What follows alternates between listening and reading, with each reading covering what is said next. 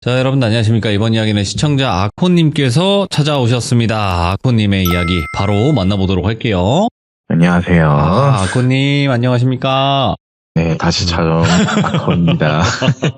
자, 일단은 오늘 해주실 이야기는 어떤 이야기가 될지 간단하게만 이야기해 주시면 좋을 것 같아요. 네, 오늘도 원래 하려던 이야기는 있었는데 예. 또 급턴으로 바뀔 얘기를 하나 들고 왔습니다.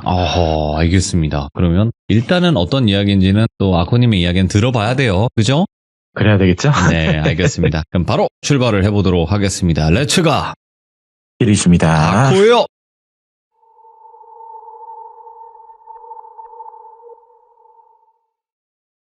추운 겨울에 어울리는 사연을 하나 들고 와봤는데요.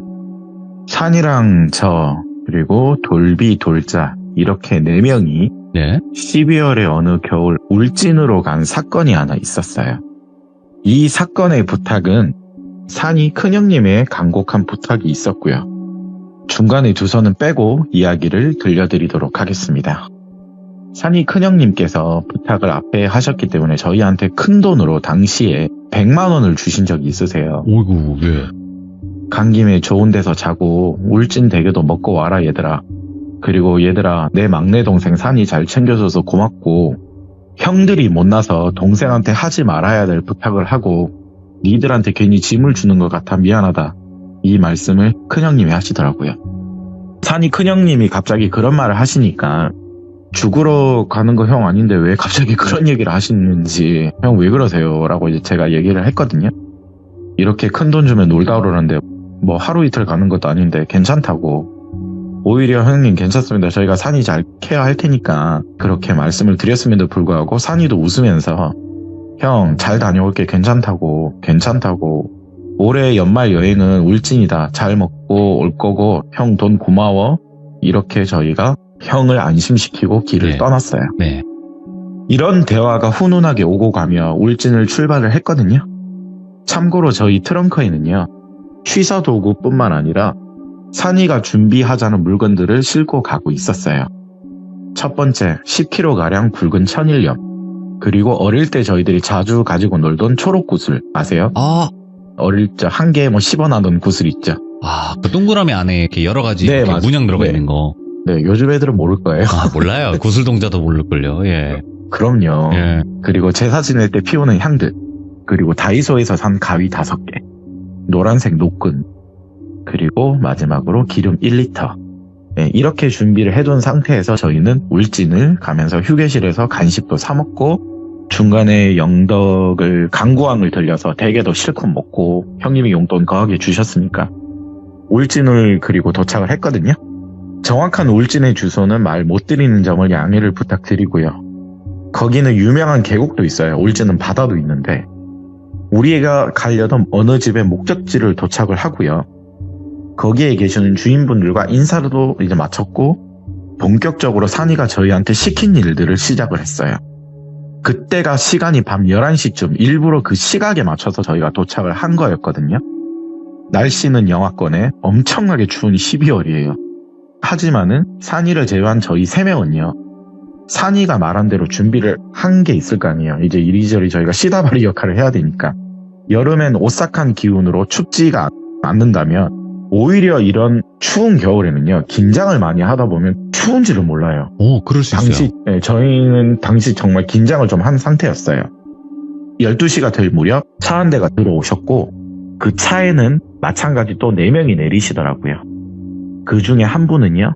무당으로 보이시는 한 분이 내리셨고요. 산이와 반갑게 인사를 나누시고 저희를 보고 웃으시고는 이 총각들은 괜찮을 것 같네요. 산이 총각. 잠 못 자고 여러분 힘들더라도 젊은 총각들 잘 부탁해요. 라고 웃으면서 저희한테 무속인분이 말을 하시더라고요. 저희는 노끈으로 무당분이 말씀하신 나무 사이에 일단 끈을 묶으래요. 일단 저희는 이유는 묻지 않고 무조건 시키는 대로 움직였어요. 당시. 노끈 가지고 이리저리 이 나무에 연결을 하면서 묶어 있었고 땅 한쪽으로 가서는 삽으로 파서 거기에 불을 피우래요. 주위에 옹기를 만들래요. 땅을 좀 깊게 파서 이제 나무도 집어넣어서 불을 피웠고 그리고 우리가 왔던 길 그리고 이제 앞으로 차로 나가야 될 길에 소금을 듬섬듬섬 저하고 똘비 보고 산이가 뿌리라고 해서 무거운 걸 짊어지고 제가 굵은 소금을 그냥 주먹으로 던지면서 뿌리고 있었어요. 그리고 옆에 돌미는 기름을 조금씩 뿌리더라고요. 예. 네, 향은 1시가 되면 무조건 꺼지지 않게 향냄새가 주위에 그윽하게 나도록 피우라고 했어요. 대략 오. 200개 정도 정말 많이 사왔어요. 와. 절대 꺼트리지 말라고 했기 때문에 너희들이 산에 불 안 나게 또 잘 감시를 해야 된다. 사실 거긴 산이었거든요. 산 밑에 계곡 쪽에 있는 집.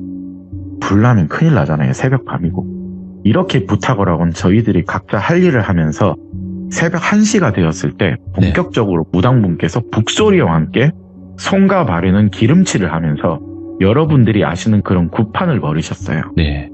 엄청난 아우라를 내뿜으며 하는 일들을 저희는 지켜보고 있었고 추우니까 당연히 아까 피워놓은 불을 쬐며 지켜보고 있었었는데 두어 시간쯤 지났을 쯤에 산이는 가위 하나를 들고선 이동식 하우스가 있는 집으로 들어가선 갑자기 머리카락 한 움큼을 어디서 잘라오더라고요. 예? 거긴 농막 하우스가 있었어요. 불을 피운 쪽으로 머리카락 한 움큼을 누군지도 모를 사람의 머리카락을 잘라와서는 그 불에 바로 던져서 태우더라고요. 예. 그리고 갑자기 향 뭉치를 자기 손에 피우더니 주위를 빙빙 돌며 얘도 마치 빙의가 된 것처럼 예. 향들을 또 산 주위를 계속 퍼뜨리더라고요. 거기 농막도 마찬가지. 저희는 일단 하는 걸 지켜보고 있고 가만히 있으라고 했기 때문에 불을 쬐며 벙쪄서 지켜보고 있었어요. 그리고 산이가 땅 주인분, 거기 계신 원래 주인분이죠. 그분들에게 가서는 구급차를 불러야 될 수도 있으니까 제가 말씀을 하면 아버님 어머님 불러주십시오라고 말을 전달을 했어요. 그 말을 들은 두 분의 땅 주인분들은요. 눈물을 흘리시더라고요. 그 자리에서. 저희는 일단 이유는 몰라요. 서로 대화를 하고 그렇게 이제 얘기가 끝나고 다시 산이는 저희 3명을 불러서 이제는 구슬을 3개씩 땅속에 깊이 듬섬듬섬 묻으래요. 앞에 텃밭이 길게 늘어져 있으니까 알겠다고 해서 저희가 좀 무섭기도 해서 3명이서 땅 파고 삽 들고 저는 구슬 넣고 이렇게 듬섬듬섬 3개씩 묻었어요. 네. 그렇게 묻었고 이제 다 묻으니까 또 1시간 지나더라고요. 추운 상태에서 땅이 얼어져 있었거든요. 다시 손이 오돌오돌 떨면서 불을 쬐고 있었었는데 겨울바람이 새벽에 불다 보니까 행여나 산불이 정말 날까봐 저희는 이리저리 뛰어다녔어요. 불쏘시개 막 날아다니잖아요. 그게. 계속 주위를 살피면서 잠도 못 자고 오돌오돌 떨면서 오전 6시 무려 5시간이나 넘는 시간 속에서 무당분은 거기서 구판을 이제 끝내셨어요. 오. 눈가에는 정말 그 무당분도 피로감이 찌들어 있는 모습이 보였었고 제가 물 하나를 가져다 주며 고생하셨습니다 라고 얘기를 했거든요. 그러시더니 웃으시면서 무당분이 이제 곧 가실 때가 된 것 같은데 아직까지 버티시나 보다. 저한테 그런 말을 하길래 누구요? 집을 바라보면서 거리시고는 다시 1시간이 지났을 때 산이가 그 주인분께 말을 하더라고요. 구급차 이제 부르셔야 됩니다. 네, 부르셨어요. 몇십 분이 지나니까 구급차는 도착을 하셨고요. 거기에서 나온 사람은 산이 큰형님 또래의 친구 이름은 찬수 형님이라고 개명을 하도록 하겠습니다. 그 농막하우스에서 일단 시신이 돼서 나온 건 아니에요. 예. 침대라고 해야 되겠죠? 이동식 거기 나오시는 게 그 찬수 형님인데 그런데 거기서 병원으로 이송 중에 사망을 하셨어요. 병원 중에 이송 중에 사망을 하셨고 저희는 이 사건의 끝으로 일단 모든 게 끝이 났으니까 정리할 거 정리하고 인근 모텔로 가서 일단 잠을 청했어요. 너무 피곤해서요. 그리고 일어나서는 저희는 말을 했어요. 우리도 장례식 가봐야 되는 거 아니냐고. 우리 거기 있었잖아. 그렇지, 가야지. 산이가 고민을 좀 하더라고요. 그렇게 상의를 하고 당연히 장례식은 빨리 진행을 했다고 하더라고요. 바로. 그리고 저희도 조문을 했고요. 이틀 뒤에 육개장 수육을 먹으면서 일단 정확한 이유는 대충은 들었지만 이건 우리들만의 이야기거리는 맞지만은 네. 별의별 경험을 우리 다 해본다. 그치? 그런 말을 하면서 산이 큰형님이 오셨어요. 예. 이유는 산이는 다 알지만 이제 너희들한테도 얘기를 해줘야 될 것 같아서 얘기를 해줄게. 이제부터 본론으로 들어가 보도록 하겠습니다. 왜 이런 일에 저희가 투입이 되고 그러니까. 네, 됐는지. 산이 큰형님의 친구분, 이 주인공은 찬수형입니다. 지금 사망하신 분. 예. 네, 저희가 살고 있는 고향 사람이고요. 울진에 있는 이유는 거기 지역이 어머님의 고향이시래요. 거기서 예. 요양을 하던 것 같았어요. 네. 예, 여기서 요양을 하면 마지막을 준비하는 건가? 저희는 그렇게밖에 추측할 수 없어요. 그리고 저희는 일단 시키는 대로 거기 구판에 시다발이를 하고 있었던 거고요. 일단 사망한 사람에 대해서 먼저 말을 하자면 공부를 잘하는 일진들이 있어요. 그 사람이 산이 큰형님의 친구인 바로 지금 돌아가신 찬수 형님이세요. 친구들을 괴롭히면서 즐기는 그런 나쁜 친구예요. 정말 전형적인 쓰레기 같은 친구 맞대요. 예. 그럼에도 불구하고 어릴 적 같이 놀고 자랐던 게 산이 큰형님. 유일하게 친하게 지냈던 사람 중에 한 명이라고 해야 되겠죠? 중고등학교는 달랐대요. 다른 학교를 나오다 보니까 오히려 이걸 피한 걸까? 이런 생각도 했었대요, 형님이. 무리들이 있잖아요, 일진에도요. 그 무리들 중에서도 악질적인 우두머리였어요. 학창시절에 일진놀이라고 표현을 할게요, 그걸. 일진놀이는요, 말 그대로 범죄입니다. 범죄이기 때문에 결국에는 20살이 되면요, 이게 막을 내는 거거든요, 일진놀이도. 네. 왜냐, 20살 때 그런 짓거리를 하면 정말 법으로 내 인생이 쪽 나는 거예요, 그쵸? 시간이 지나도 이거는 계속 나오는 거예요, 결국. 네. 아킬레스건 같은 거죠. 피해자들은요, 영원히 그 상처의 기억을 안고 가고 있죠. 시골은 좁다 보니까 성인이 된 이 형님들, 졸업한 친구들의 대학생활이나 취업생활에 대한 세월이 흘러서 역시 이 찬수 형도 들을 거 아니에요. 공부 잘했던 일진인 찬수 형님은요, 막판 수능에 미끄러져서 재수를 했나 봐요. 근데 찬수 형님은 나름 과거 말 그대로 일진, 공부 잘하는 일진, 잘 나갔던 사람이잖아요, 자기는. 나보다 못했던 놈들이 자기보다 더 잘 나간다는 소리를 하나둘씩 듣게 될 거 아니에요. 누구는 법대 갔다더라, 누구는 의대 갔다더라, 누구는 블로거로 성공을 했다더라, 누구는 유튜버가 됐다더라. 이런 시샘이 많이 남았나 봐요, 정말. 말 그대로 질투죠. 그 질투심이 여전히 일진놀이의 습관을 못 버리는 거예요, 그런 사람들은. 그러면 질투가 눈이 멀면요, 친구들에게도 말도 안 되는 험담을 하는 거예요. 똘비님한테 예를 들면 좀 죄송한데 살짝만 들도록 하겠습니다. 예. 뭐 예를 들어 여성 유튜버 민지, 남성 유튜버 똘비란 걔 성공했다며, 유튜버로 뭐 100만 유튜버 됐다며, 걔가 야 걔가 성공하면 나도 성공하겠다, 야 혹시 뭐 걔 사기치고 다니면서 그렇게 똘비 뭐 민지 이런 유튜버로 성공한 거 아니야? 이런 식으로 말을 하는 사람이에요. 배가 아프니까요. 네. 그리고 또 뭐 여자 걔 민지라네, 나한테 걔랑 사귀었잖아. 아니지, 정확하게 말하면 걔가 나 만나달라고 학창시절에 쫓아다녔던 이잖아. 야 그런 애가 무슨 뭐 인플이 되고 뭐 유튜버가 됐다고? 아이고야, 세상 참 더럽게 흘러가네. 역시 질투예요. 예. 네, 이런 식의 찬수 형은 정말 그런 사람이었고, 나보다 잘 나간다고 생각하는 사람들은 무조건 험담을 하고 모욕을 하면 깎아내리는 게 자기만의 위로 방식이었던 거예요. 네네. 못난 사람이에요, 그냥. 그러던 어느 날 저희 지역 고향에는요, 스키장이 가까워요. 무주 리조트라고. 저희 고향에서 무주 스키장을 갔는데 진짜 길이 험난해요. 오르막도 많고 내리막도 많고 굉장히 위험하거든요. 저도 많이 가봤기 때문에 국도로 저도 기억을 하는데, 찬수 형님께서 스키를 잘 타셨대요. 선수 출신 뭐 그런 정도로 잘 타셔서 뭐 집도 잘 사고 했다고 하니까 일진에다가 무주 스키장을 갔는데 빙판길이었나 봐요. 추운 겨울에 스키장을 가다 보니까. 그런데 음주인지 뭔지 모르겠는데 큰 사고를 당하셨어요. 큰 사고를 당하셔서 하반신이 불구가 되셨어요. 엄청나게 큰 사고였대요. 그런데 찬수 형이라는 사람은 자신의 이런 모습은 인정을 할 수가 없었나 봐요. 내가 한때 이랬던 사람인데, 뭐 내가 그런 사람인데, 이런 식으로 있죠. 자기 위로 또 하반신 불구가 된 모습을 자신은 절대 받아들일 수가 없었나 봐요. 오히려 그런 사람들은 성격이 더 괴팍해져요. 그래도 산이 큰형님은 친구잖아요. 유일하게 산이 큰형님은 정말 절친이었대요. 네.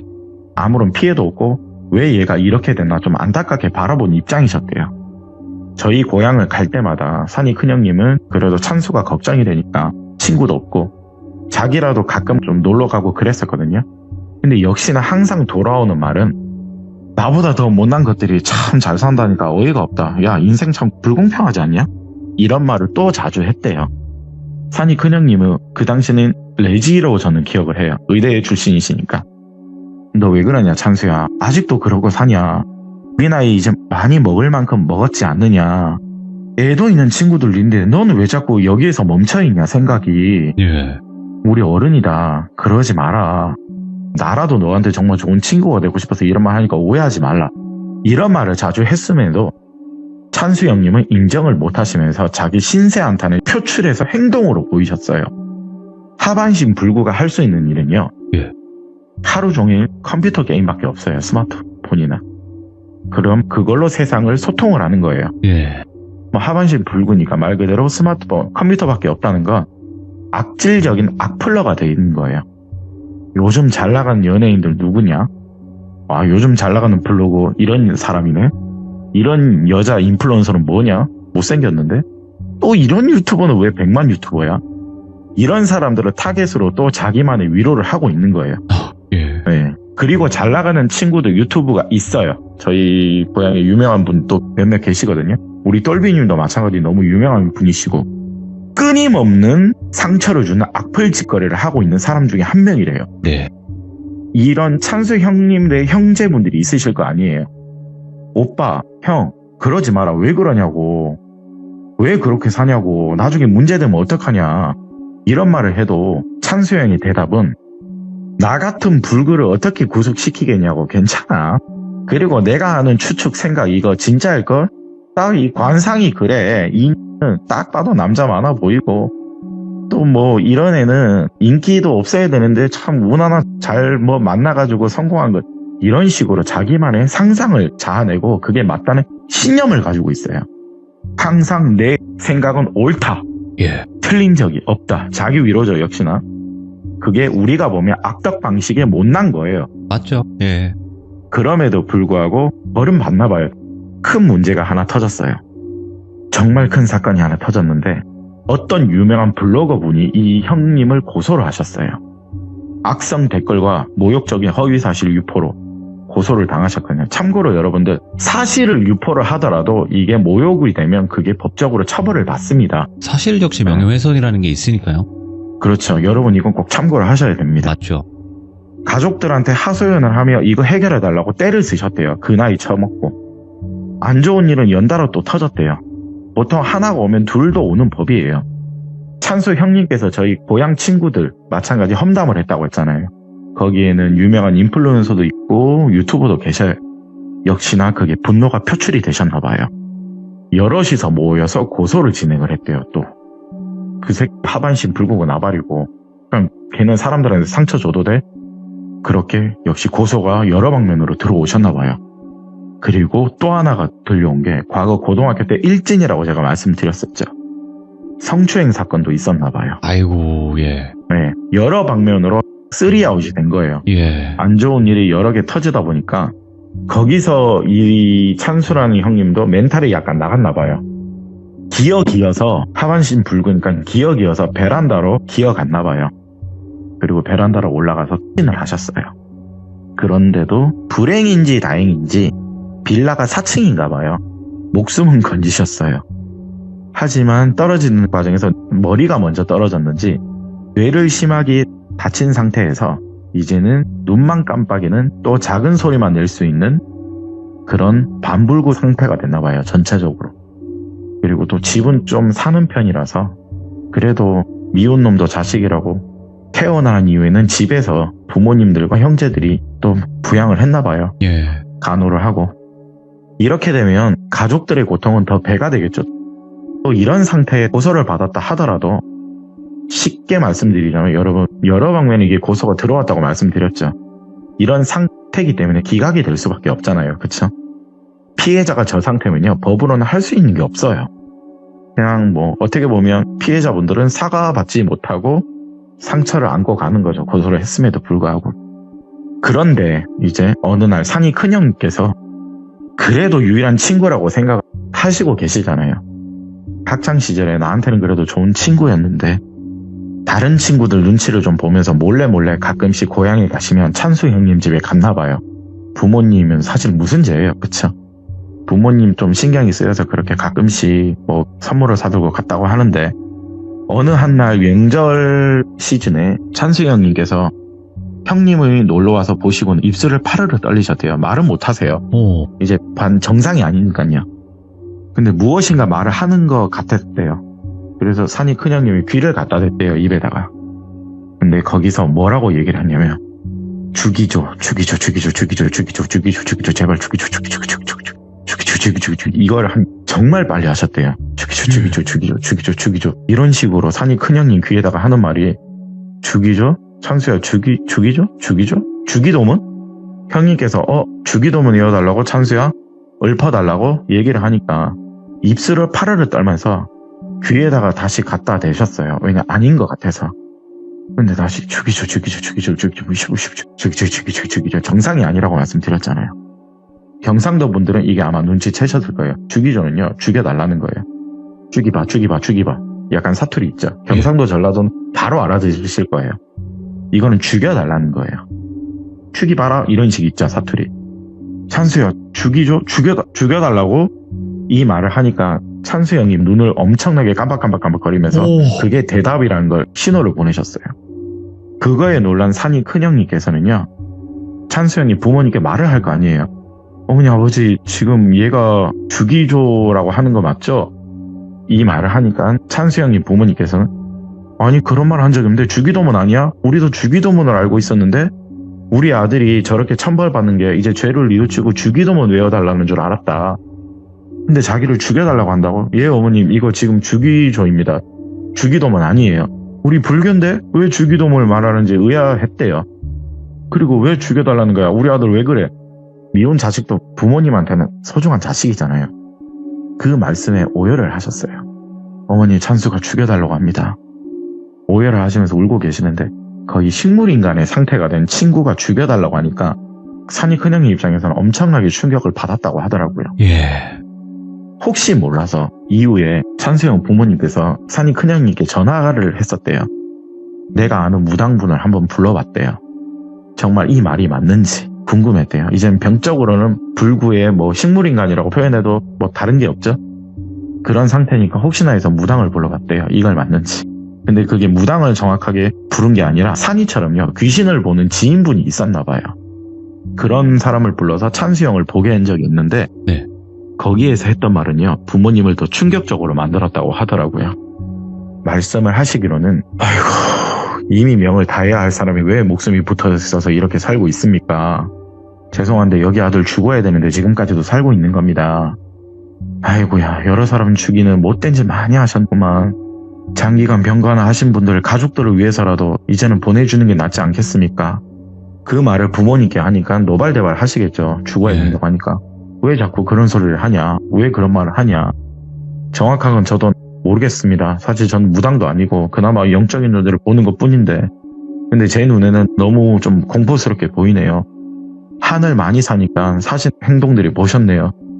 그런 쓰레기 같은 행동 많이 하셨네요. 원원기, 원한기 이런 거 사실 모르겠다고. 분명한 거 원원기와 원한기가 옆에 있는 건 아닌데 누군가 심령수를 부렸는지 강령수를 부린 건지 저주수를 부린 건지 목숨만 부지시키고 있네요. 오히려 차라리 이런 상태면 살아있는 게 고통인 것 같긴 한데 살다 죽음을 몰고 가는 저주술은 봤어도 살아서 고통을 주는 저주술은 또 처음 봤다고 이런 말을 하시는 거예요. 예. 네, 이건 용화 무당이나 길잡이분 찾아서 구판을 벌이면 된다고 나는 이걸 어떻게 할 수가 없대요. 예. 네, 오히려 살려서 고통을 주는 거라고 하니까 부모님은 너무 충격이었던 거예요. 산이 큰형님 입장에서는 이걸 부모님께 전달을 받고는요 한숨이 나죠. 부모님과 상의를 한 끝에 산이 큰형님도요 처음이자 마지막으로 부탁을 한 게 산이를 불렀어요. 내 동생의 상태를 알잖아요. 그간의 자초지정을 산이한테 이야기를 했었고요. 산이는요 수십 년 살다가 큰형님이 이런 부탁을 한 적 정말 처음이셨대요. 산이는 산이 큰형님과 함께 찬수형네 집을 찾아가서 다시 한 번 더 그 상태를 확인을 해봤었거든요. 그리고 그걸 상태를 다 보고 나서 이제 돌비돌자 저를 만나서 저희 애들한테 말을 해준 거였거든요. 얘들아, 과학적으로 증명이 안 된 일이 사실 많잖아. 니들이 나의 시선을 바라보는 것도 사실 그런 거고. 예. 근데 난 좀 특이한 게 있다. 식물인간이 내가 알기로는 눈만 겨우 깜빡이거나 혹은 아예 식물인간은 코마 상태로 있는 게 정상 아니야? 그게 식물인간이잖아. 그렇지? 사실 그렇잖아요. 똘비님 생각을 하면. 식물인간은 그냥 눈만 떠 있는 거잖아요. 그런데 눈은 떠져 있고 심지어 깜빡거린다. 대화도 약간 하는 것 같아. 파르르 소리를 낸다고 했잖아. 이게 어떻게 식물인간이야? 맞네. 복면 병원 진단도 식물인간이잖아요. 어찌됐든 주기조란 대답을 하고 눈도 깜빡이고 도대체 이게 식물인간이 맞는 건지 나는 모르겠다. 생각을 해보니까 그러잖아요. 그러네. 그러고 보니까 내가 집에 들어갔을 때 검정색 장례복을 입은 머리 긴 여자가 실실 웃으면서 입술을 만지작 거리고 있었대요. 찬수형을요. 그리고 어떤 꼬마가 역시나 실실 쪼개면서 눈을 못 감게 찬수형의 눈을 만지작 거리고 있었대요. 분명 원홍기는 아니었대요. 앞에 본 어떤 무속인의 비슷한 사람의 말에 의하면 이건 장난을 치고 있는 거다. 왜냐? 원홍기들은 절대 웃지를 않는다. 용한 무속인분들의 공통적인 말들일 거예요. 원홍기는요 절대 웃지 않습니다, 여러분. 예. 꿈이든 뭐든 절대 웃지 않습니다. 이건 절대적이에요. 이거는 그럼 누군가의 저주술 맞는 것 같긴 하다. 이거 빨리 떼내야 한다. 이 형 지금도 죽어야 할 수명이 맞다. 마찬가지 정말이래요. 죽어야 될 수명이래요. 네. 이것들 놀이하는 거거든. 그런데 이거를 이 상태로 이 찬수형이라는 사람이 명을 다하면 이 귀것들이 다음을 누구한테 가겠냐? 가족들한테 가는 거예요. 놀고 있으니까요. 왜냐? 대상자가 죽어버리면 다음 타겟을 찾을 거 아니에요. 부모님을 위해서라도 떼내야 되는 거예요. 찬수라는 사람을 하나로 두자면 죽든 말든 나는 상관없다. 내 형 친구고 나발이고. 산이 큰형님의 앞에 말씀드린 큰 부탁도 있었고, 여기 있는 부모님은 사실 무슨 죄냐? 자식 잘못 키운 게 죄라면 죄지. 산이는 이걸 떼내는 게 거절을 할 수가 없었어요. 부탁을 들어드리기로 했어요. 부모님을 위해서라도. 그래서 산이는 생각을 한 게 혹시 산중에 집터가 있는 장소가 있는지 그 두 부모님께 물어보셨대요. 자기가 아시는 무속인 분을 불러서 해결할 수 있을 거는 같대요. 앞에 말씀드린 대로 당연히 친정집, 과거 친정집이 울진이라서 거기 천평다달은 농마하우스도 있고 여름은 우리가 시원하게 거기서 지낸 적도 많고, 아 그럼 잘 됐네요. 일단 요양을 이 형님을 찬수 형을 거기에 모시도록 하겠습니다. 부모님 좀 부탁드린다고. 그렇게 해서 무당분도 오셔서 우리가 위에 있었던 일들을 산이한테 미리 들었던 게 바로 이 내용들이에요. 시킨 일을 우리가 했었던 이유가 이제 붓을 위한 전초적인 과정이었죠. 네. 아직도 끝내 밝혀지지는 않았어요. 이 찬수라는 형님한테 누가 저주술을 내린지는 아무도 알 수가 없었대요. 예. 왜냐? 원혼을 산 사람이 사실상 한두 명이겠냐고요. 그렇죠. 예. 네, 워낙 피해자가 많아요. 그런 나쁜 짓거리를 했던 사람이기 때문에 그 사람 중에 한 명일 거라고 생각은 하고 있고, 산이도 거기에 대해서 더 이상 파진 않았어요.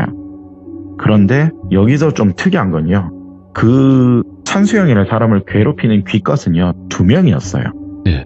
분명 다른 형태의 모습이었고, 한 명이 그걸 만약에 저주술을 퍼부었다면요 동일한 귀신이 한 명이거나 여러 명이 나와야 되잖아요. 네. 그런데 분명 다른 종류의 귀것이었어요. 한 명이 저주를 퍼부은 건 분명 아닐 거다. 이거 분명 여러 명인 것 같은데 2명이 있으면. 그날의 추운 겨울 산 사람을 보내는 그런 구판을 우리는 버린 거잖아요. 여러 말들이 나올 것 같아서 미리 여러분들께 하나 좀 말씀을 드릴게요. 네. 왜냐, 저희는 끝내 이걸 알 수는 없었지만 그래도 네. 궁금증을 자아내면 여러분이 답답하실 것 같아서 왜 니들은 가고 정작 주인공은 큰형님은 안 갔냐. 네, 그거 좀 욕을 하실 분 분명 계실 것 같아서 말씀을 드리자면, 산이가 큰형님을 오지 말라고 했어요. 예. 자기가 신경이 쓰일 것 같다고요. 네, 그리고 찬수 형님도 이 구판에 이제 하늘로 내려보내는 그 구판에 동의를 하셨어요. 이게 많은 문제가 될 수 있기에 사실상 과학적으로 설명 자체가 불분명한 내용이잖아요, 이게. 네. 그러면 가족들의 동의만 있으면 돼요. 가족들만 동의를 해서 이게 다 동의를 다 한 상태입니다. 왜냐, 너희들 살인자 아니냐 이렇게 말씀을 하시는 분이 분명 계실 것 같아서 저희가 말씀을 드리는 거고요. 예. 또한 구슬과 소금, 노끈 그런 행위들은 구판 도중에 잡기를 못 오게 했던 방법이에요. 네. 그리고 기름을 저희가 뿌려놓은 건 귀치 냄새를 없애기 위한 비방이었고요. 오호. 가위는 말하지 말라고 해서 말씀을 못 드리지만 예. 저희가 그 당시 갔던 행동들은요, 명을 다해야 할 사람들을 순리대로 하늘로 보내주기 위한 구판은 사실 맞습니다. 네. 그리고 그걸 산이가 도와주러 갔고, 산이는 또 무당이 아니기에 구판을 버릴 수 없기에 산이에 아시는 무당분이 오셔서 저희가 바라지를 하면서 구판을 도와줬던 거고요. 그렇기 때문에 너무 큰 오해는 안 하셨으면 좋겠어요. 네네. 그리고 이 사연의 준비를 하게 된 이유는 또 하나가 있는데, 네. 어찌됐든 죄는 죄고 잘못된 행동은 잘못이 맞지만은요, 여러분들 악플에 시달려서 생을 마감했던 연예인분들이 굉장히 많습니다. 그럼요. 네, 일반적인 사람들도 이런 험담과 악플을 겪다 보면요, 자기도 모르게 안 좋은 생각을 가지고 그렇게 행동으로 이어지면서 문제가 되는 거예요. 네.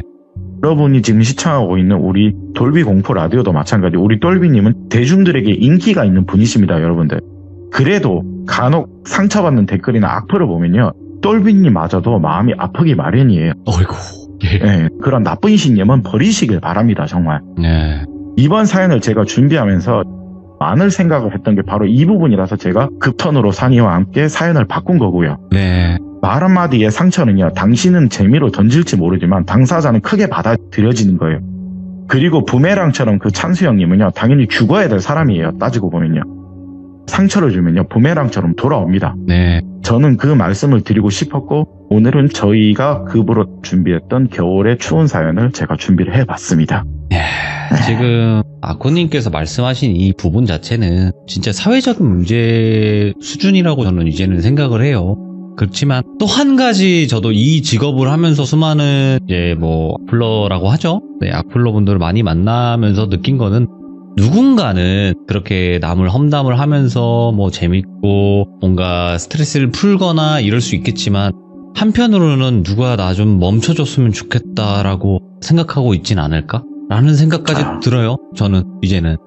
아유, 맞습니다. 네, 못 멈추는 거가 아닐까? 네. 이제 나는 그래서 누군가가 멈춰주길 바라는. 제가 뭐 세미로 하나 더 말씀을 드릴게요. 이왕 말씀이 나온 김에. 네네. 역시나 여기 우리 돌비 공포 라디오는 인기가 많아요. 너무 인기가 많고 유명합니다, 정말. 근데 이분들 중에서 대단한 분들이 계시더라고요. 저희 어머니와 산이 어머님을 찾아온 적이 있어요. 기가 막힙니다. 와. 네. 그래서 제가 요즘에 저희 지역을 말 못 드리는 이유예요. 네. 고향이라고 하는 이유가 이거고요. 그것 때문에 네. 산이가 최근에 상처를 좀 받았습니다. 아이고, 그러시면 안 네, 되는데. 받아가지고 네, 좀 큰 상처를 받았어요. 뭐 보통 멘탈이 강한 아이인데 어차피 이렇게 된 김에 원래 오늘의 사연은요, 풀어드릴 수는 없는 사연이었어요. 금기시 되는 사연이었거든요, 사실. 그런데 이걸 허락을 하더라고요. 이걸 좀 했으면 좋겠다. 네, 허락을 했고, 그래서 이 사연을 준비를 했는데, 저희는 다시 말씀드리지만 죽어야 될 사람을 하늘로 보낸 거고, 법적으로 문제는 없게끔 다 동의를 받았고, 네. 네, 여러분들께 오해 없는 얘기를 해드리고 싶은 이유였습니다. 방송이라는 게 양날에도 검이기도 해요. 좋은 점도 있고 나쁜 점도 있지만 일단 아코님에게는 저에게 말씀드리고 싶은 거는 정확한 정보를 비트세요. 그러니까 네? 사실을 전달하는 건 좋은데 위치라든지 노출이 될 만한 그런 상황이 있으면요, 그거를 비트시면 됩니다. 그래야 네. 될 것 같아요. 그러면 이런 일이 없어요.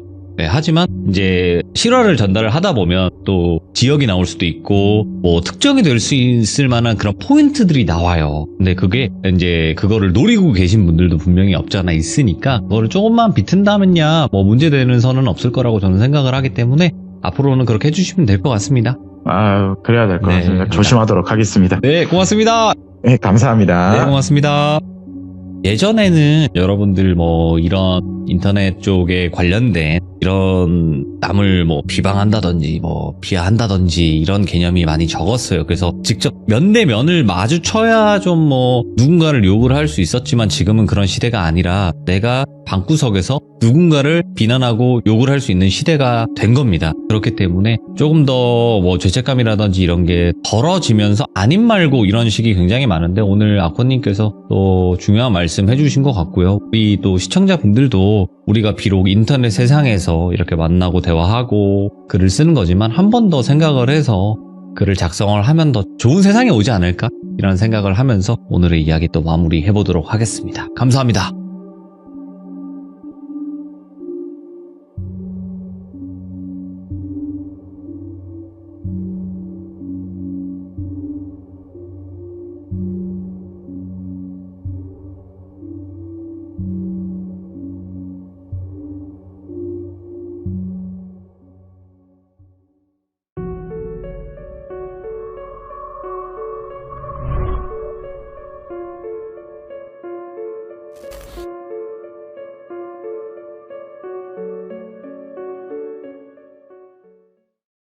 자, 이번 이야기는 시청자 노하나님께서 이야기를 들려주실 겁니다. 일단은 노하나님께서 오늘 해주실 이야기가 굉장히 섬뜩해요. 그리고 실제로 찍으신 사진들이 여럿 또 있다 보니까 현장감이라든지 상상이 더 잘 될 거라고 생각을 합니다. 바로 들어보도록 할게요. 여보세요? 노하나님 안녕하세요. 예, 안녕하세요. 아이고, 또 늦은 밤까지 기다려주셔서 감사드립니다. 예, 예. 네, 감사합니다. 자, 일단은 노하나님께서 오늘 실제로 겪었던 이야기를 들려주실 거고, 사진도 다 직접 찍으신 거죠? 예, 살던 건물에서 네. 사건 이후에 좀 찍었던 사진들이에요. 도대체 어떤 일이었을지는 같이 들어보도록 하겠습니다. 렛츠가! 기회십니다. 노하나요?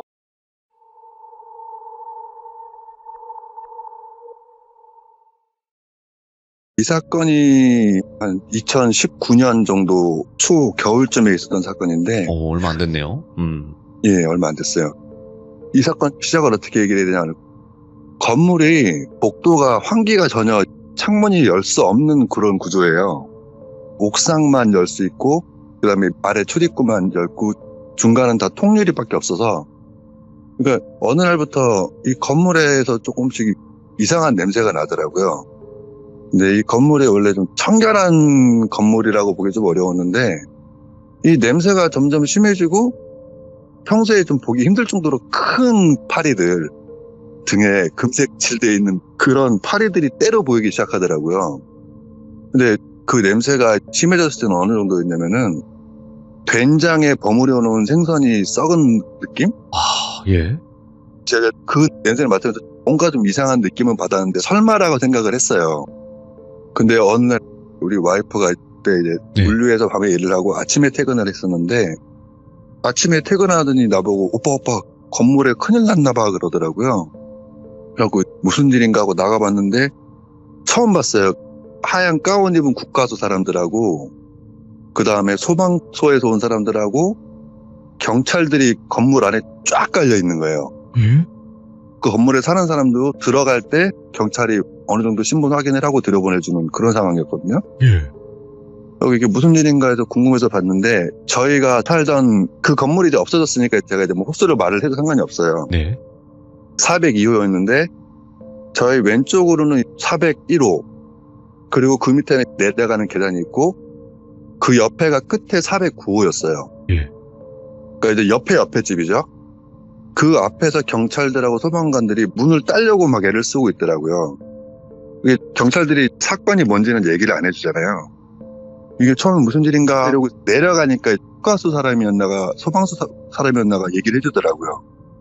그러니까 이 409호에서 대략 자기네들 추정으로 한 2주쯤 전에 중국 사람이 거기 살던 한국 사람을 이렇게 슈로 좀 해친 사건이 발생을 했대요.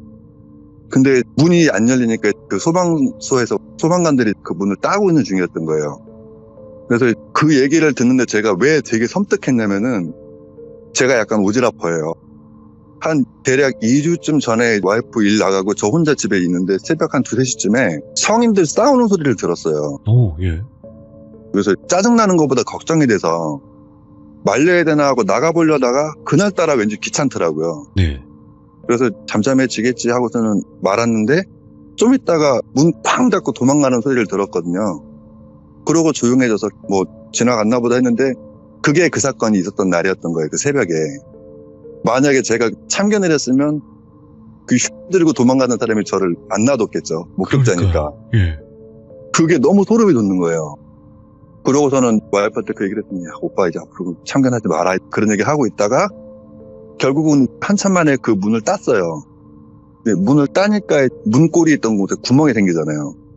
그 냄새가 5배도 나는 거예요. 갑자기 확 나는 거예요. 그러면서 그 안에 있던 그 파리라 그러죠. 파리. 예. 그 파리들이 진짜 막 시커멓게 나왔어요. 그래서 이제 국가서에서 와서 조사하고 수습을 하고 그러고 갔는데, 그 냄새가 정말 미쳐버릴 지경인 거예요. 그러니까 저희 집에 그때 고양이가, 지금은 이제 4마리인데 그때는 3마리가 있었거든요. 얘들이 막 미치려고 그러는 거예요. 그 냄새가 나니까. 겨울이니까 문을 열어놓고 있을 수도 없고. 아이고. 그 사건 있고 한 며칠 사이에 그 옆집 앞집 다 이사를 가버렸어요. 벌레도 구데기도 너무 많이 생기고 그러니까 사람들이 못 버티더라고요. 근데 3일 정도 있다가 내려갔는데, 그 409호 아래 309호가 있잖아요. 거기 문도 이렇게 열려있고 뭔가 청소를 하는 느낌이 나는 거예요. 근데 저희 건물에 재활용 수거를 담당해 주신 노부부가 계시는데 예. 여쭤봤어요. 309호에서도 3일 있다가 돌아가신 분이 발견이 됐다는 거예요. 아니, 그게 왜 그러냐, 예. 그러니까 그 309호분은 사건 사고는 아니고 무한으로 고독사를 하신 분이셨던 거예요. 아, 예. 근데 이제 그때 그 건물 관리하는 사람이 굉장히 짠돌이라 이거를 특수 청소를 해주면은 빨리 해결이 되는데 그거를 해결을 안 해주고 그냥 청소 할머니한테 해달라고 했다가 거절당하고, 그러니까 그 냄새는 안 빠진 상태에서 사람만 자꾸 또 들이는 거예요. 그 사건을 숨기고. 그러니까 들어오면 나가고 아이고. 들어오면 나가고. 그러니까 저희도 그때부터 이사 고민을 많이 했거든요. 너무 힘들어서. 네. 근데 가만 생각해보니까 그 409 아저씨를 제가 알겠더라고요. 누구신지. 그러니까 저보다 한 많으면 10살, 안 그러면 한 10살 미만으로 나이가 있으신, 제가 그때가 40대 중반이었는데 한 50대 중반쯤 되셨을 것 같은 되게 인상 좋으신 아저씨였어요. 혼자 사시는. 그리고 저는 글 쓰는 거를 좋아해서 새벽에 바람쐬러 잘 나가는데 그 아저씨는 봉지에 담배랑 술이랑 사갖고 오시다가 처음 만났을 때가 그랬어요. 올라오시고 저는 내려갔는데 아, 건물 사시는 분이시구나, 안녕하세요 하고 저한테 먼저 인사를 하시더라고요. 그러고 나서도 마주치면은 항상 먼저 인사하시고 되게 인상이 좋은 분이셨어요. 예. 근데 이제 나중에 그 일이 벌어지고 나서 생각해보니까 그게 되게 죄송한 거예요. 먼저 인사를 한 번도 안 드렸다는 게. 그리고 왠지 저한테 자꾸 어른 척 하시는 게 외로우시니까 좀 알고 지내자는 뜻이었던 것 같은데 제가 다가가지를 못했거든요. 네. 그게 자꾸 생각이 나니까 자꾸 머릿속에서 그 아저씨 웃던 얼굴이 자꾸 생각이 나는 거예요. 그런 생각인데 그게 어느 날부터 이거는 제가 그 아저씨랑 어떤 연관이 있다고 직접 얘기는 못하겠어요. 네. 근데 그 생각을 자꾸 하는 순간부터 제가 몸이 되게 좀 많이 아팠어요. 오. 제가 몸살이나 이런 거 되게 잘 걸리는 체질은 아닌데, 근데 제가 보내드린 사진 중에 주차장 사진이 있잖아요. 거기 이제 저희가 키우다시피 밥을 주던 애가 있었어요. 지금 제가 이제 집에 데려서 키우고 있는데, 거기서 항상 밥을 주는데, 제가 원래 밤에 밤길을 무서워하거나 이런 편이 아니거든요. 네. 그리고 평소에 무슨 약간 이상한 현상을 겪어도 또 그러는구나 약간 그런 편인데, 이상하게 그 아저씨 돌아가시고 나서 몸 아프면서부터 거기서 있으면 너무 무서운 거예요. 소름이 돋는 느낌이 막 들고. 그래서 평소에는 괜찮아서 밥을 막 주고 놀아주다가 한참 있다가 올라오고 그랬는데 그냥 바로 밥 주고 막 도망치듯이 올라가고 막 계속 그랬어요. 그 고양이들 걔들하고 놀아주질 못하는 거예요. 밥만 던져주다시피 하고. 거기 보시면은 거기 옥상 사진도 있을 거예요. 그 건물의 옥상의 특이한 점이 뭐냐면 4층 건물인데 5층을 짓다 말았어요. 그러니까 5층에 올라가 보면은 각 창문은 각 집에 있는 창문하고 위치가 똑같이 달려 있는데 안에 벽은 아무것도 없고 천장도 슬레이트로 이렇게 임시로 올려놓은 상태예요. 창고 같네요. 예. 그 밑에 보면 그 건물 1층에 불교용품점이 있는데 거기서 이제 막 불상들 같은 것도 올라와 있고 그 전 볼 때 쓰는 그림 같은 거 있잖아요. 그런 것도 있고 약간 스산해요. 그러니까 아무도 안 올라오니까 저는 이제 거기서 기타를 치는 걸 되게 좋아하는데 아무도 없잖아요. 그러니까 거기 올라가서 혼자 기타 치고 놀고 그랬거든요. 근데 어느 날부터 거기를 못 가겠는 거예요. 뭐 무서운 소리를 들었거나 본 게 아닌데 왜 괜히 막 뭔가 좀 서늘할 때 있잖아요. 그런 느낌이 발생을 하더라고요. 그래가지고 거기도 못 가고 내려가지도 못하고 그러니까 몸은 아프고 이상한 생각이 들고 그래서 그냥 어느 날 밖에 나와서 이렇게 어떤 부동산이 밤에는 이제 문을 닫는데 그 테이블은 그대로 두고 있어요. 앉아서 쉬시라고. 네. 거기 앉아서 그냥 뭐 어떤 종교적인 게 아니라 그 아저씨한테 인사를 드렸어요. 아, 정말 죄송합니다. 또 이렇게 인사도 드리고 친하게 지내고 싶으셨던 것 같다 느꼈는데 내가 좀 쉽기가 없어서 그랬습니다. 편안히 떠나세요 하고 마음으로 인사를 드렸어요. 네. 근데 그 뒤로 희한하게 아픈 게 한 이틀 만에 싹 내려가더라고요. 근데 그 뒤로도 안 좋은 현상들은 좀 있었어요. 그러니까 대표적으로 어떤 게 있냐면 지금 제가 사진에는 없는데 그 살던 건물이 건물 외벽 쪽으로 이렇게 계단이 바깥 계단이 있어요. 예. 옥상까지 이어지는 계단인데 그 건물이 원래는 모텔 건물이었다고 하더라고요. 아. 근데 이거는 뭐 소문인데 그 모텔에서 사건 사고가 많아서 폐업을 하고 90년대 원룸 건물로 이제 바꿨다는 얘기가 있어요. 네. 그래서 모텔에서 일반 주거용으로 바꾸면서 각 층에서 외벽 계단으로 나갈 수 있는 비상구가 있었는데 그걸 다 폐쇄를 했어요. 그러니까 보면은 복도 끝에 가 보면은 문 있던 자리를 시멘트를 칠해놓은 자국이 있거든요. 네.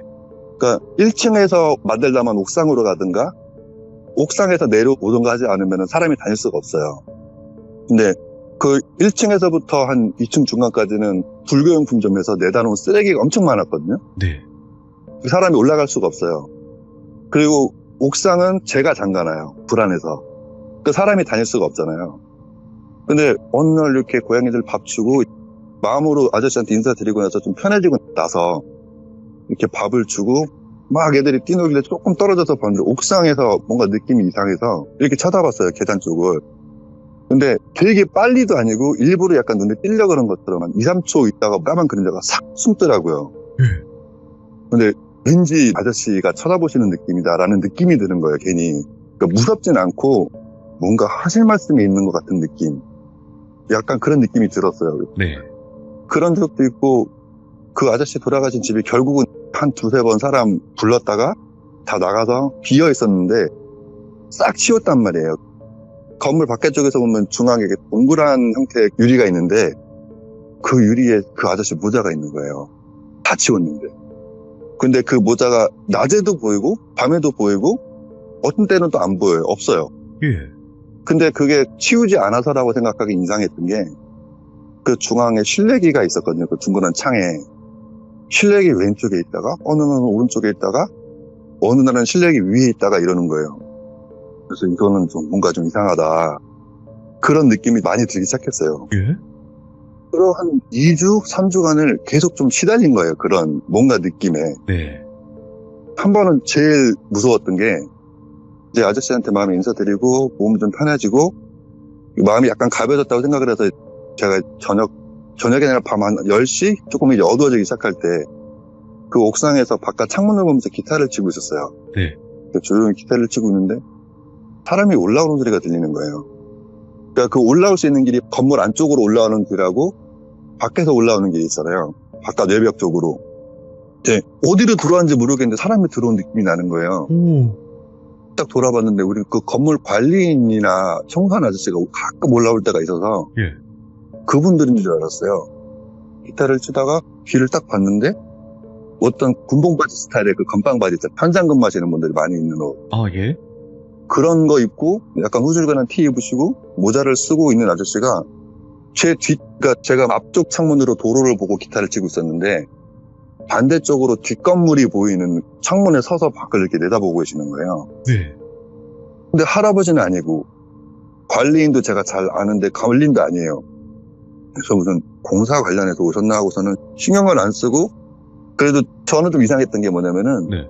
그 아저씨도 만약에 공사 때문에 올라오셨다면은 뜬금없이 그 뒷다방 5층에 사람이 앉아서 기타를 치고 있으면 이상해 하기도 저를 한번 쳐다라도 봐야 되잖아요. 뭐 하세요? 이렇게 물어볼 수도 있죠. 예, 물어보거나 뭐 신기해서 쳐다보거나. 근데 전혀 저를 신경을 안 쓰는 거예요. 그 아저씨는 창문에서 뒷건물 쪽만 보고 있고 저는 신경을 쓰니까 기타는 치는 등 마는 등 살살 치는 신경만 하고 뒤를 신경을 쓰고 있었어요. 근데 갑자기 아저씨가 없어져 버린 거예요. 한 2초? 1초? 근데 뒤로 나가거나 앞으로 나가거나 그 건물이 90년대 건물이라 되게 오래돼서 문을 열면 빽 소리가 나요. 철문 소리가. 네? 전혀 소리가 없었거든요. 그때는 이제 무섭다는 생각이 들었어요. 와. 근데 얼굴은 못 봤거든요. 뒷모습만. 그러니까 생각해보니까 올라온 소리도 못 들었던 거예요. 이건 좀 이상하다. 그래서 이제 그때부터 와이프랑 우리 집 좀 알아보자. 거의 저희 집하고 저희 앞쪽하고 두 군데 빼고 다 나갔다 들어갔다 하는 상황이었거든요. 근데 그날 결정적인 사건이 있었어요. 그해 여름에. 그러니까 사건이 있고 한 6, 7개월 정도 지나서 예. 그해 태풍이 되게 심하게 온 날이 있어요. 그래가지고 밖에 나가서 담배를 필 수가 없어가지고 그냥 옥상으로 올라가자 했어요. 옥상 보시면 거기 사진 중에 이제 옥상 올라가는 출입금지 뭐 그거랑 거기서 옥상 쪽으로 보는 사진이랑 두 개가 있잖아요. 예. 그 출입금지 거기는 그 안에 보면은 관리인이 도망간 사람들 물건들 같은 거기다 싸놔요. 아, 예. 거기만 조그만 창문이 있어서 거기에 창문 열어놓고 담배를 피고 있었어요. 거기서 이제 뒤를 돌아보면 그 옥상으로 나가는 문이거든요. 오, 맞네요. 근데 그 옥상에는 조명이 전혀 없어요. 깜깜해요. 그 와이프도 맨날 거 깜깜한 데도 기타 치는 독도 다녀고 맨날 그 소리를 했었는데 거기서 소리가 엄청나고 천둥치고 그러니까 시끄럽잖아요. 근데 그 뒤 옥상으로 나가는 쪽에서 뭐가 화사락 소리가 들려요. 그 소리를 제가 잘 알거든요. 제가 그 옥상에서 잘 다니니까 그 옥상에 몇 년 동안 쌓인 먼지 쓰레기가 많아고 걷다 보면 이게 먼지랑 자잘한 자갈 같은 거 밟는 소리가 나요. 사락 예. 사사락하고 그런 소리가 나는 거예요. 근데 사람은 안 보여요. 근데 저는 무서운 것보다 호기심이 약간 발동을 했어요. 길고양이 같은 애들이 들어왔나? 가끔 그런 일이 있거든요. 그렇게 보는데 기척만 나고 사람은 없고 뭐 동물도 없고 담배를 피다가 딱 돌아봤는데 거기에 그 옥상 나가는 그 사진은 되게 약간 멀게 보이는 게 이제 제가 와이드로 앵글로 찍어서 멀게 보이는데 실제로는 가까워요. 7m?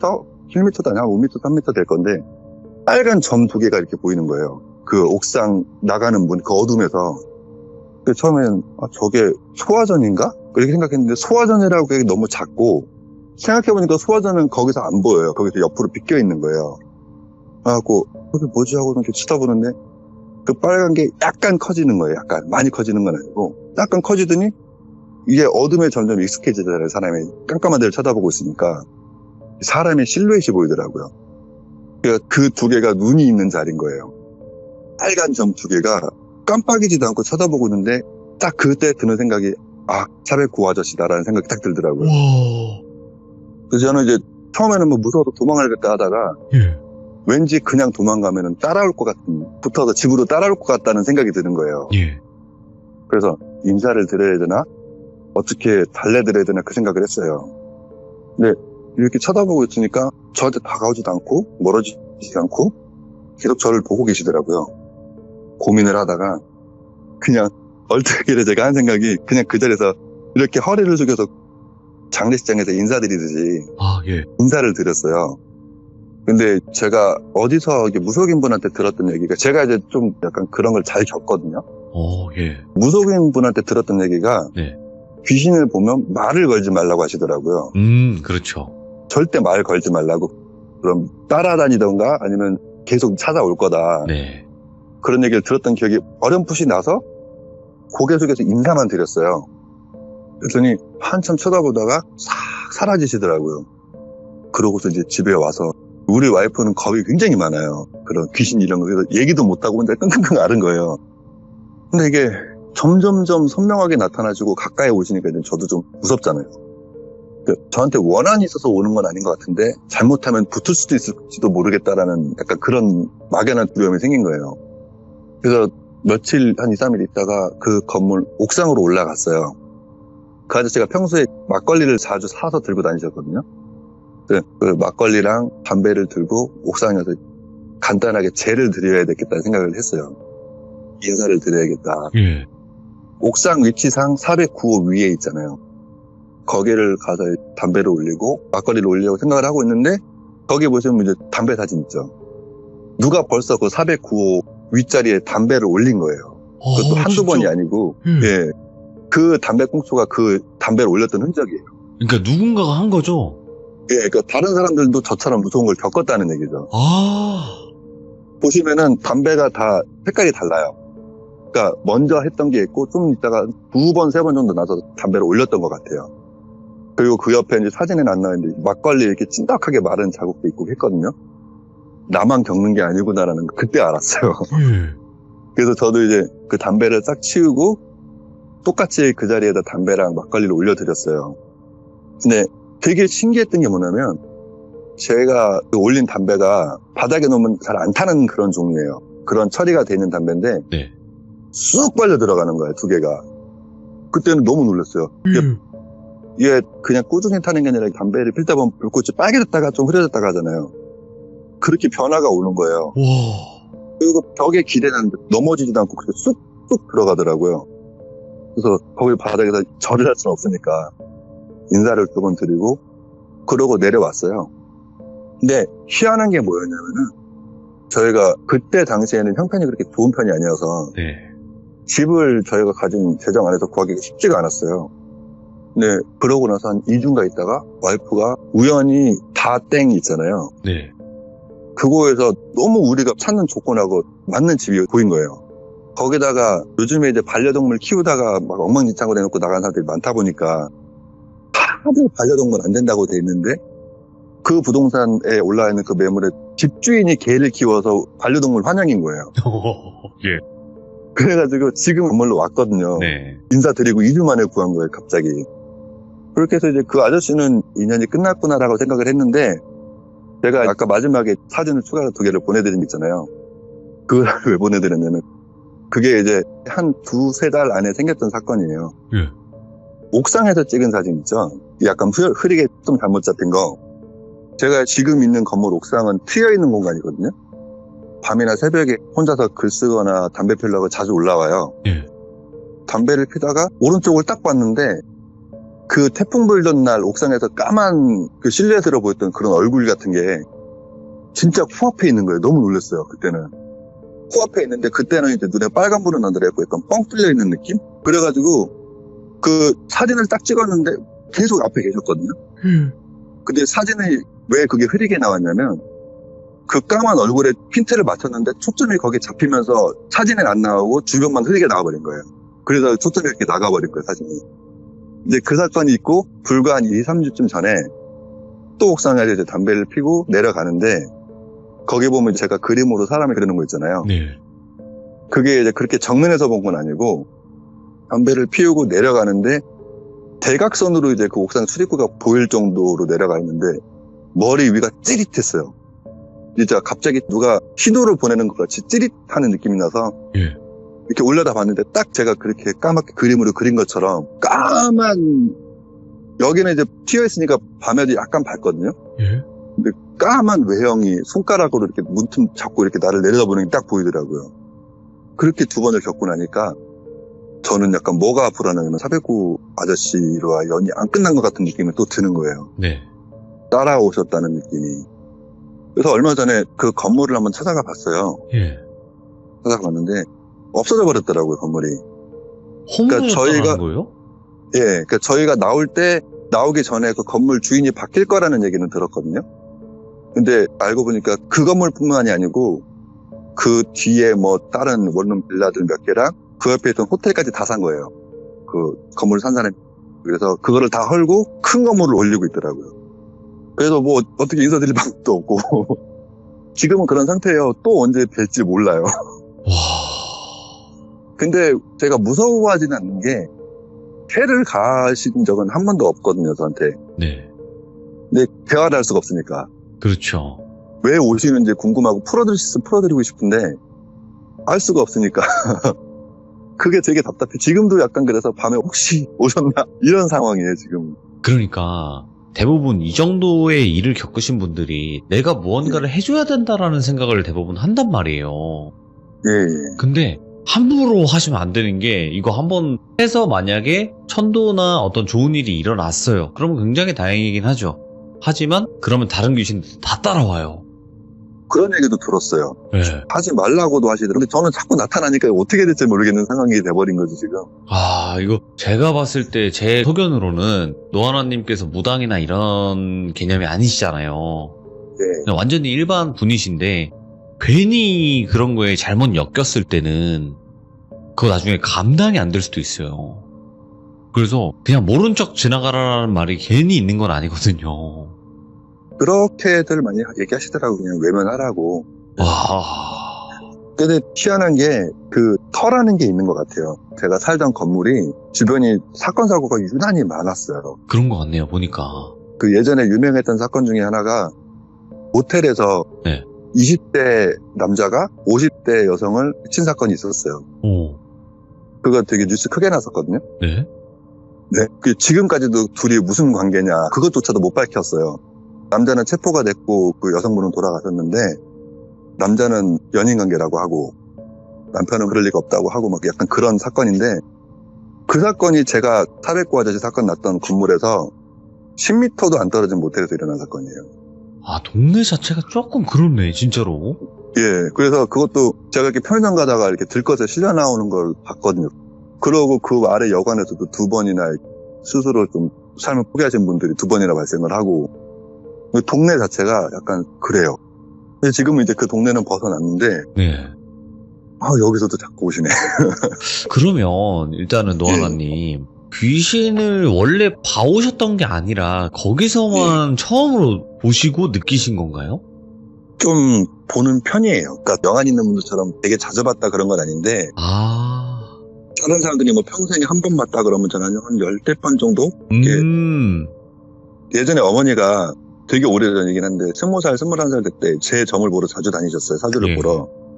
근데 그 무당 세 분이 하신 말씀이 네 아들은 연예인을 하든가 네. 예술을 하든가 그렇지 않으면 무당 팔자라고. 한 끗 차이긴 하지, 그게. 예, 그렇게 말씀하셨다고 그러더라고요. 영적으로 약간 예민한 사람이다 네. 라는 얘기를 하셨대요. 맞아요. 예민해 보여요, 느낌이. 예. 그 저는 와이프랑 살면서 그게 힘들어요. 가끔 그런 거 느껴도 네. 와이프한테 말을 못해요. 무서워하시니까. 예, 그럼 이 사람을 혼자 화장실도 못 가요. 야, 그래도 직접 사진까지 이렇게 다 남겨주신 거를 같이 보니까 훨씬 더 몰입감이 남다르고, 저기서 쳐다봤겠구나, 저렇게 보고 계셨구나, 이런 생각이 들더라고요. 그게 네. 다른 사건들은 되게 단편적인 사건들이었는데 네네. 그 사건은 몇 개월에 걸쳐서 있었던 사건이다 보니까 네. 제가 가장 기억이 많이 남아요. 음. 연민도 되게 느껴지는 사건이고. 그런 것 같네요. 예. 그러면 오늘 해주신 이야기는 이 사건에 관련된 걸로 이야기를 들려주신 거고, 다음에는 뭐 단편적인 일들이 또 여러 번 있었던 것 같아요. 분명히 노하나님께도. 엊그저께도 있었어요. 그러면 또 다음번에 다른 에피소드로 꼭 찾아와 주시면 너무너무 감사할 것 같습니다. 예, 감사합니다. 네. 다음번에 또 들려주세요. 고맙습니다. 예, 알겠습니다. 네, 감사합니다. 야, 이번 사연도 정말 또 레전드 하나가 나온 것 같습니다. 섬뜩해요. 아까 보신 그 사진들은 직접 찍으신 건데 낮에 찍었잖아요. 낮에 찍었는데도 불구하고 음기가 장난이 아니게 아마 잘 느껴지셨을 거라고 생각을 합니다. 사진이 춥다라고 느껴지는 그 정도의 음기라고 보시면 될 것 같고요. 근데 노하나님도 살짝 걱정이 됐던 게 그런 연민을 느끼고 어떤 좋은 의도로 도와줄 수는 있는데 귀신들이 다 좋은 의도로 다가오지는 않거든요. 그러니까 피해를 주는 귀신이 아닐지언정 피해를 주는 귀신이 찾아올 수도 있다라는 얘기예요. 그러니까 항상 조심해야 되지 않을까 생각을 하게 됩니다. 항상 조심하세요. 시청해주신 모든 분들 감사드립니다. 고맙습니다.